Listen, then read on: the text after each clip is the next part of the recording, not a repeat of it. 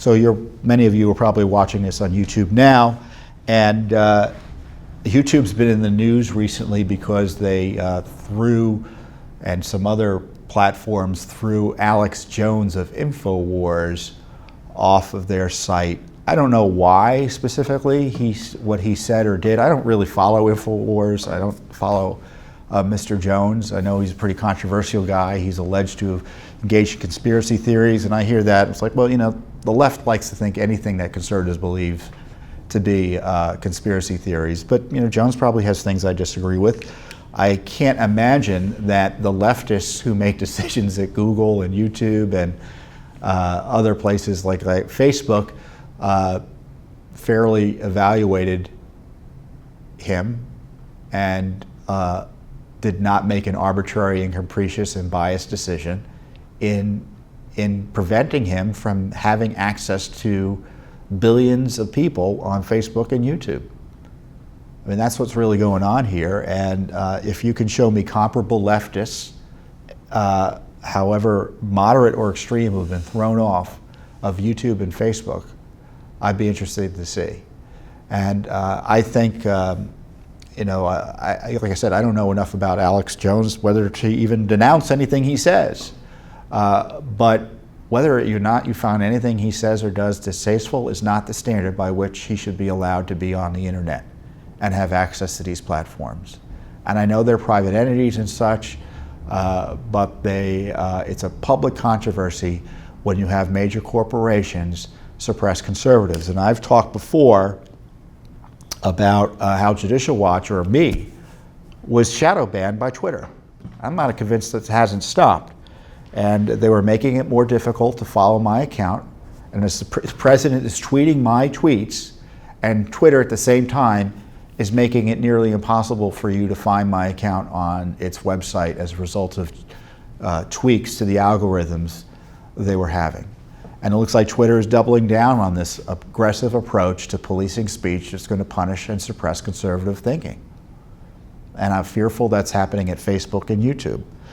But wait, I digress, because I wanted to talk about something positive. So YouTube, we're very prominent on YouTube in terms of a public policy group. You know, there are news organizations on YouTube, and you know, Alex Jones probably had millions of followers, or million plus followers. But Judicial Watch is just a little old group that sues for government records and sues government to stop misconduct, expose misconduct, sues politicians when they commit corrupt acts, sues to uphold the rule of law.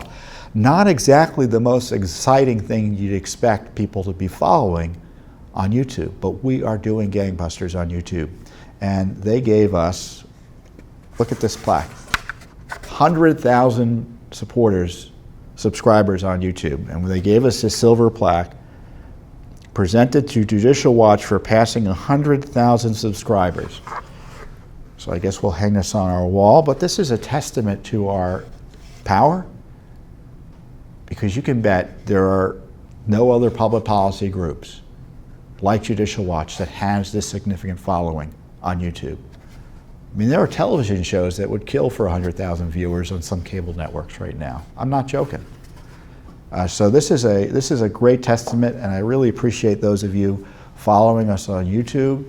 It's however problematic these platforms are for conservatives, they could remain important to our ability to educate Americans about what we're up to. I mean, we don't have to worry about going on ABC, CNN, NBC. We can get the word out on YouTube, on Facebook, on Twitter, our own website, our own emails. And when we have 100,000 viewers, those viewers can share our videos, not only on YouTube, but on Twitter and on Facebook, and it's all part of this great circle of truth that just expands out from little old Judicial Watch to millions and millions of Americans. I mean, I see the material we put on YouTube and the comments we get from people who not only love our work, who are Americans, but who are overseas and wish they had Judicial Watches in their own country. So it's an international audience we now have. And it's just the wonders of the internet. And this is why we have to be vigilant in protecting our rights on the internet and recognize that the left and big government wants to control the internet because they know that our pro-freedom, anti-government corruption message is not something they want out there. They don't want conservative values out there, and the way to do that is to control the internet and suppress them. And they do that through pressuring corporations. The left is doing that right now with Facebook, Twitter, and YouTube, which is controlled by Google. And we just have to stand against it. I mean, right now, for instance, if I could criticize YouTube, looks like they are putting these disclaimer type messages beneath videos related to climate change. So if you have a video that questions the Al Gore propaganda / science behind climate change, they've got this little disclaimer that points you to Wikipedia, which is a left-wing site that isn't scientific, that supposedly tells you that climate change is real.